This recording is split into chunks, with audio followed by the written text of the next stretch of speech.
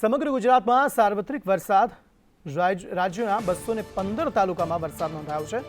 ડોલવણમાં 3.5 inch જેટલો વરસાદ નોંધાયો, જ્યારે કપરાડા અને વાંસદામાં 3.5 ઇંચ વરસાદ નોંધાયો છે। ધરમપુરમાં 3.25 ઇંચ વરસાદ નોંધાયો, જ્યારે બઘઈ અને ખેરગામમાં 3.3 ઇંચ વરસાદ નોંધાયો છે। સાંજના 6 વાગ્યા સુધીના આંકડા છે। ચીખલીમાં 3.5 ઇંચ જેટલો વરસાદ નોંધાયો, જ્યારે પારડી, વાલોડ અને વલસાડમાં 2.5 ઇંચ વરસાદ નોંધાયો છે। ગુજરાતમાં કેટલાક વિસ્તારોમાં આજે વહેલી સવારથી વરસાદી માહોલ જામ્યો છે। દક્ષિણ ગુજરાતમાં વલસાડ, સુરત, ડાંગ અને નવસારીમાં સવારથી વરસાદ જોવા મળ્યો। ખાસ કરીને વલસાડમાં ગઈકાલે મોડી રાત્રે ખાબકેલા ધોધમાર વરસાદથી ઓરંગા નદી બે કાંઠે થઈ અને અનેક ગામોને જોડતા પુલ ધોવાયા। વલસાડ, ડાંગ, નવસારી, સુરત, જૂનાગઢ અને દ્વારકામાં આ પ્રકારની પરિસ્થિતિ જોવા મળી। અનેક વિસ્તારોમાં પાણી ભરાઈ ગયા હતા। તો જંબુસર તાલુકામાં વરસાદી માહોલ જોવા મળ્યો। જંબુસર શહેર તેમજ ગ્રામ્ય વિસ્તારમાં વરસાદ। જંબુસરના કાવા ગામમાં વરસાદી વાતાવરણ જામ્યું। અનેક વિસ્તારોમાં પાણી ભરાઈ ગયા। આ તરફ બોટાદ જિલ્લાના રાણપુર અને બરવાળા પંથકમાં લાંબા વિરામ બાદ મેઘમહેર જોવા મળી। રાણપુર તેમજ બરવાળા તાલુકા પંથકમાં એકાએક વાતાવરણમાં પલટો આવતા સાંબેલાધાર વરસાદ વરસ્યો હતો। તો વલસાડ જિલ્લામાં સતત વરસાદથી નદીઓ બે કાંઠે થયેલી જોવા મળી। ઓરંગા નદી બે કાંઠે વહેતા વહીવટી તંત્ર એલર્ટ જોવા મળી રહ્યું છે। નીચાણવાળા વિસ્તારમાં લોકોને એલર્ટ કરાયા। વલસાડ, પારડી અને કાશ્મીરનગરમાં એલર્ટ જાહેર કરવામાં આવ્યું। વલસાડના ધરમપુર તાલુકા ખાતે નદીઓ બે કાંઠે વહી। ચીચોઝર ગામ ખાતે બ્રિજ પર પાણી ફરી વળ્યા। લાવરી નદીના બ્રિજ પર પાણી ફરી વળ્યા અને લોકો જોખમી રીતે બ્રિજ ક્રોસ કરતા નજરે પડ્યા હતા। તો વલસાડના મધુબન ડેમમાં પાણીની આવકમાં વધારો। કેચમેન્ટ વિસ્તારમાં ભારે વરસાદથી આવકમાં વધારો થયો। ડેમની સપાટી 73.80 મીટરે પહોંચી હતી। તો વાપીમાં વરસાદી માહોલ। નીચાણવાળા વિસ્તારોમાં પાણી ભરાયા। વાપીના ગાંધી માર્કેટમાં વરસાદી પાણી ભરાયા। પાણી ભરાતા દુકાનદારોની હાલત કફોડી થઈ ગઈ। દુકાનમાં રાખેલો માલ સામાન પલળી જવાની ભીતિ સેવવામાં આવી રહી છે। પાલિકાનો પ્રી મોન્સૂન પ્લાન અહીં ફેલ જોવા મળી રહ્યો છે। આ તરફ ડાંગની અંબિકા નદીમાં ઘોડાપૂરની સ્થિતિ। સાપુતારામાં વરસાદને લઈ નદીમાં ઘોડાપૂર આવ્યા। નદીના પાણી કોઝવે પર ફરી વળ્યા હતા। ઉગાગિયાપાડથી આંબાપાડા સુધી જે રસ્તો આવેલો છે ત્યાં પાણી જ પાણી જોવા મળ્યું, જેમાં એક ટેમ્પો ફસાયેલો જોવા મળ્યો। રાજ્યમાં વરસાદી માહોલમાં પ્રકૃતિ સોળે કળાએ ખીલી ઉઠી છે। તાપીના ડોલવણ તાલુકામાં વરસાદી વાતાવરણમાં નદી, નાળા અને ધોધ સહિત ઝરણા વહેતા થયા છે। ચુનાવાડી ગામે ગાઢ જંગલોની વચ્ચે રમણીય ડુંગર પરથી માંડવા ધોધ સક્રિય થયો છે।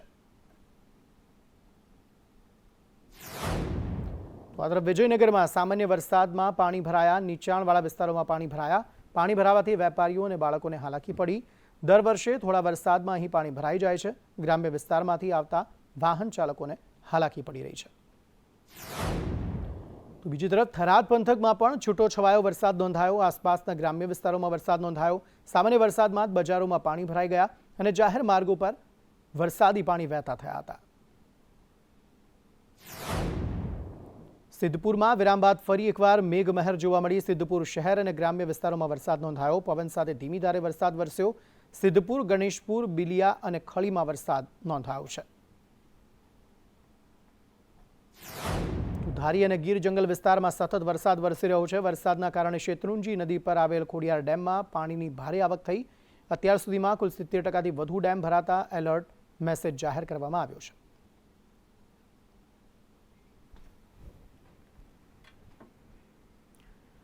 તમામની વચ્ચે રાજ્યમાં આગામી 5 દિવસ સાર્વત્રિક વરસાદની આગાહી કરવામાં આવી। કેટલાક જિલ્લાઓમાં અત્યંત ભારે વરસાદનું રેડ એલર્ટ અપાયું છે।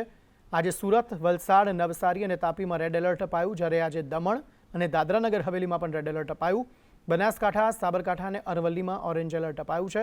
ખેડા, આણંદ અને વડોદરામાં પણ ઓરેન્જ એલર્ટ અપાયું છે।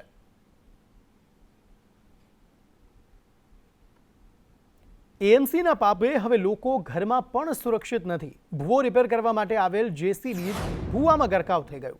ગીતા મંદિર નજીક લક્ષ્મીપુરા ચાલીમાં ભૂવો પડ્યો હતો। ભૂવાથી લોકોને ઘર બહાર નીકળવામાં પણ હાલાકી પડી। 2 દિવસ પહેલા નાના ભૂવાથી મનપાને રજૂઆત કરવામાં આવી હતી। અહીંયા ભારે વાહન લાવવા પર પ્રતિબંધ છે અને આ રોડ હમણાં અમે રજૂઆત કરી હતી કે હવે ગાબડા પડે છે, મોટા ભૂવો પડે, પહેલા કામગીરી કરાવો. તો એ લોકો માત્ર ફોટા પાડ્યા હતા. હવે જેસીબી ના મોકલવામાં મોટા વાહનો પર પ્રતિબંધ હોવા છતાં જેસીબી મારફતે કામ કરવામાં આવ્યું. આ જેસીબી પડી ગયું અથવા કોઈ જાનહાનિ થયો તો એના માટે કોણ જવાબદાર થાય? આ રીતે આ તરફ અમદાવાદમાં તંત્રના પાપે લોકોને હાલાકી પડી રહી છે. રાણીપમાં ખરાબ રોડને લઈને સ્થાનિકો હેરાન પરેશાન જોવા મળ્યા. છેલ્લા 7-8 મહિનાથી લોકોને હાલાકી પડી રહી છે. ગાયત્રી મંદિર રોડ પર 1 કિલોમીટરમાં 100થી વધુ ખાડા પડ્યા છે.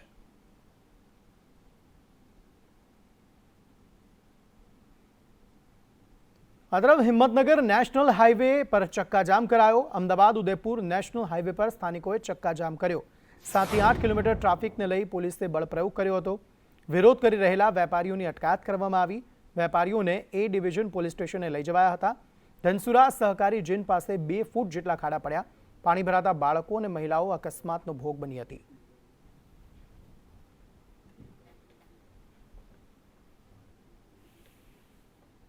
રાજકોટ મનપાના લોક દરબારમાં હોબાળો મચ્યો. સ્થાનિકો બાદ કોંગ્રેસ નેતાઓએ પણ સવાલ ઉઠાવ્યા. કોંગ્રેસ નેતા નૈનાબા જાડેજાએ સવાલ ઉઠાવ્યા.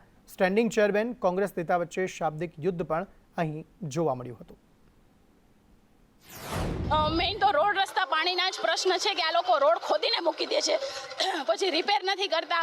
પ્રી મોન્સૂન કામગીરીના નામે મીંડું છે કે જ્યાં ઠેર ઠેર પાણીના ઘૂંટણ સુધીના પાણી ભરાય છે, ક્યાંય પાણી નથી આવતા, ક્યાંય ગટર નથી આવવા.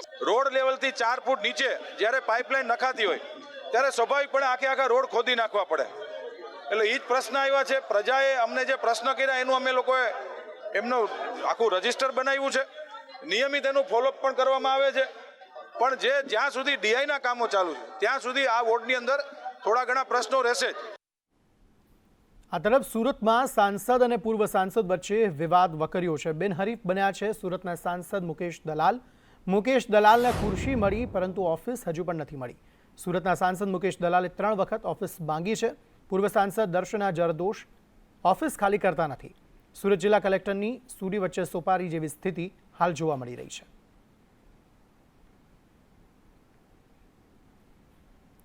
પૂર્વ કેન્દ્રીય મંત્રી રાજીવ પ્રતાપ રૂડીનો ખુલાસો. રાજકોટ આંતરરાષ્ટ્રીય એરપોર્ટને લઈને તેમણે જવાબ આપ્યો. આંતરરાષ્ટ્રીય વિમાનની સેવાઓ બજારને આધારિત છે. પટના આંતરરાષ્ટ્રીય એરપોર્ટ જાહેર થયું પણ એક પણ આંતરરાष्ट्रीय फ्लाइट उड़ी शकी नहीं.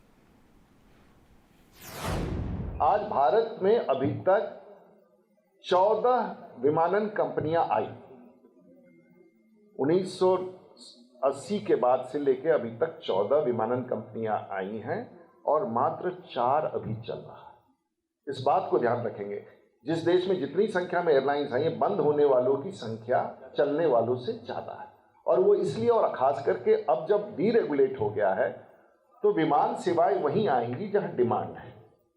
हो सकता है कि जिस समय घोषणा किया गया हो इंटरनेशनल एयरपोर्ट, उस समय देश में विमानों.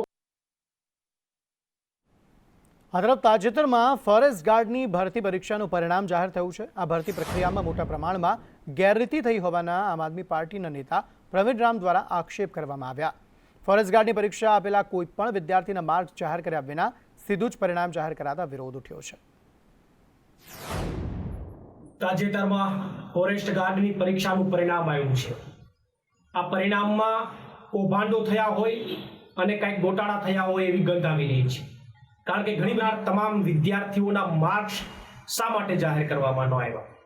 એક પણ વિદ્યાર્થીના માર્ક્સ જાહેર ન કરી અને માત્ર સિલેક્ટ થયેલા વિદ્યાર્થીઓનું લિસ્ટ જાહેર કરી અને ક્યાંક વિદ્યાર્થીઓના મનમાં શંકા ઉપજાવવાનું કામ આ સરકાર કરી રહી છે. આ તરફ જૂનાગઢમાં રાજુ સોલંકી સહિત 4 શખ્સોની ધરપકડ કરવામાં આવી. રાજુ સોલંકીની ગુજસીટોક હેઠળ ધરપકડ થઈ છે. ગણેશ જાડેજા સામે ફરિયાદી છે રાજુ સોલંકી. એક જ પરિવારના 3 સભ્યો સહિત 4ની અટકાયત કરાઈ છે.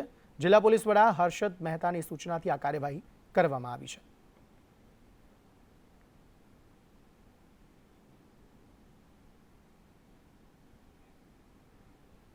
બિન હથિયારી એએસઆઈ વર્ગ 3ની જગ્યાઓ હવે પ્રમોશનથી ભરવામાં આવશે.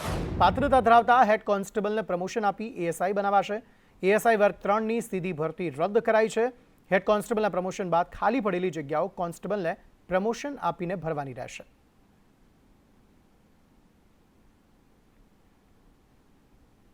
રાજ્યમાં આજે શનિવાર ઘણા પરિવારો માટે ગુજારો સાબિત થયો છે. અલગ અલગ જિલ્લામાં અકસ્માતમાં 7 જેટલા લોકોના મોત થઈ ગયા છે. અંબાજી, વાઘોડિયા, ખેડા, હિંમતનગર, ભરૂચ અને રાજકોટ અલગ અલગ જગ્યાએ અકસ્માત સર્જાયા, જેમાં 7 લોકોના મોત થયા છે. આ તરફ સંદેશ ન્યૂઝના અહેવાલની અસર જોવા મળી. રાજકોટ મોરબી હાઈવે પર રિક્ષામાં જોખમી સવારી કરાવવામાં આવી રહી હતી. સ્કૂલે જતા બાળકોને રિક્ષા પાછળ બેસાડાયા હતા ત્યારે જોખમી મુસાફરીનો વિડીયો વાયરલ થયો હતો અને આરટીઓ દ્વારા રિક્ષાને ડિટેઇન કરવામાં આવી છે. રિક્ષા ચાલકને મેમો ફટકારવામાં આવ્યો છે અને રિક્ષા ચાલકનું લાયસન્સ સસ્પેન્ડ કરાયું છે. ડિટેન કર્યા બાદ જે વાહન ચાલક હતા તે વાહન ચાલકનું લાયસન્સ પણ સસ્પેન્ડ કરવામાં આવેલ છે અને જે મૂળ ઓથોરિટી ગાંધીનગરનું જે લાયસન્સ મળે છે તેને પણ મોકલી આપવામાં આવેલ છે. ડિટેન કરેલા વાહનની અંદર જે આરટીઓને લગત જે પણ કાર્યવાહી થતી હોય મોટર વ્હીકલ એક્ટ 1988 અને CMVR 1989 મુજબની કાર્યવાહી કરી દંડનીય કાર્યવાહી કરવામાં આવેલી છે અને કોર્ટને આગળની કાર્યવાહી અર્થે મોકલી આપવામાં આવેલ છે. આ તરફ અમદાવાદમાં આસિસ્ટન્ટ TDO હર્ષદ ભોજકના કૌભાંડ કેસમાં ભોજક મધ્ય ઝોનમાં ચાર્જમાં હતા ત્યારે કૌભાંડ આચર્યું હોવાનું સામે આવ્યું છે. 10 માળની બિલ્ડિંગ બનાવવા તેમણે મંજૂરી આપી દીધી હતી. આસ્ટોડિયાની રંગવાળી ચાલીમાં FSI વિરુદ્ધ મંજૂરી આપી હતી. બિલ્ડિંગ 10 માળનું બની ગયું છતાં કોઈ જ કાર્યવાહી થઈ નહીં.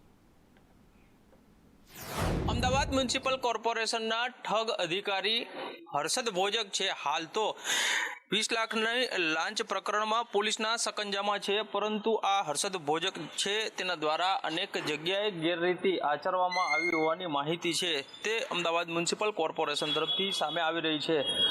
જમાલપુર આસ્ટોડિયા વિસ્તાર છે ને ત્યાં સના 7 નામનું જે એક એપાર્ટમેન્ટ છે તેમાં જ્યારે મંજૂરી માટે જે તે વ્યક્તિ દ્વારા કહેવામાં આવ્યું ને તેમાં પણ તેણે ગાલમેલ કરી હોવાની બાબતો છે તે સામે આવી હતી. અને હિન્દુ સંગઠને રાજ્ય સરકારને વિરોધની ચીમકી આપી છે. શ્રાવણ મહિનામાં નોનવેજ દુકાનો બંધ રખાવવા માટે માંગ કરવામાં આવી છે. મુખ્યમંત્રીને પત્ર લખી નોનવેજની દુકાનો બંધ રાખવા માટે માંગ કરાઈ હતી. CMને પત્ર બાદ કોઈ નિર્ણય ન લેતા વિરોધની ચીમકી ઉચ્ચારાઈ છે. મારું એવું કહેવું છે કે વિશેષ તીર્થ સ્થાનો છે જેમ કે સોમનાથ છે, દ્વારકા છે, અંબાજી છે, તો એવા બી તીર્થ સ્થાનો છે કે જ્યાં આગળ 24 કલાક સેવા પૂજાનું કાર્ય ચાલે છે. તો હું એવું કહેવા માંગુ છું કે ત્યાં આગળ તો પરમાનન્ટલી સરકારે બંધ કરી દેવી જોઈએ. પછી એ 5 સ્ટાર હોય, 7 સ્ટાર હોય, રિસોર્ટ હોય કે નાની મોટી રેસ્ટોરન્ટો હોય, ત્યાં તો નોનવેજ વપરાશ થવો જ ના જોઈએ. કેમ કે શ્રાવણ મહિનાની અંદર કતલખાના આપણા જે નોનવેજની દુકાનો છે એ બધું બંધ રાખવી, પણ હજુ સુધી એનો કોઈ અમલ આવ્યો નથી. બરાબર, તો હવે અમે વિચારીએ છીએ કે ભાઈ સોમવારથી શ્રાવણ મહિનો શરૂ થાય છે. જો આની ઉપર સરકાર કોઈ પગલાં નહીં લે તો અમારે ન છૂટકે આપણા જે તીર્થસ્થાનો છે, અંબાજી છે, દ્વારકા છે, સોમનાથ છે, ત્યાંના મહંતોને સાથે રાખી અને આવેદનપત્ર આપીશું. તે છતાં નહીં માને તો અમારે આંદોલન કરવાની ન છૂટકે ફરજ પડશે. દાહોદ જિલ્લામાં સરકારી સાયકલો ધૂળ ખાતી જોવા મળી. ન માત્ર દાહોદ પરંતુ જામનગરમાં પણ આ જ પ્રકારની તસવીરો સામે આવી, જેમાં બાળકો એટલે કે વિદ્યાર્થીનીઓને આપવાની સાયકલો ધૂળ ખાધેલી હાલતમાં જોવા મળી. આપવાની જે યોજના જે છે સરકાર દ્વારા કરવામાં આવી હતી, પરંતુ ક્યાંક ને ક્યાંક જે વહીવટી તંત્રની ગંભીર બેદરકારી છે તેને લઈને જે સાયકલો છે તે અહીંયા બાળકીઓને આપવામાં નથી આવી, પરંતુ ક્યાંક ને ક્યાંક આ જે દાહોદ શહેરની અંદર આવેલો મામા ફાળકે જે હોસ્ટેલ છે તેની અંદર જે સાયકલો છે તે ધૂળ ખાઈ રહી છે. આ ખાસ સાયકલો જે છે એ વર્ષ 2023ના શાળા પ્રવેશોત્સવની અંદર આ સાયકલો આપવાની હતી. આ તરફ બાયડના પૂર્વ ધારાસભ્ય રામસિંહ સોલંકીનું નિધન થયું છે. રામસિંહ સોલંકીનું 77 વર્ષની વયે અવસાન થયું. રામસિંહ સોલંકી 7 વાર વિધાનસભાની ચૂંટણી લડ્યા હતા. 4 ટર્મ બાયડના ધારાસભ્ય તરીકે તેમણે સેવા આપી હતી. ચાલીને મતદારોના કામ તેઓ કરતા હતા અને 4 ટર્મ સુધી ગાંધીનગર ST બસમાં તેઓ જતા હતા. આખા મત વિસ્તારમાં ખૂબ લોકપ્રિય ધારાસભ્ય તેઓ હતા. 77 વર્ષની વયે તેમનું અવસાન થયું છે, તેમનું નિધન થયું છે.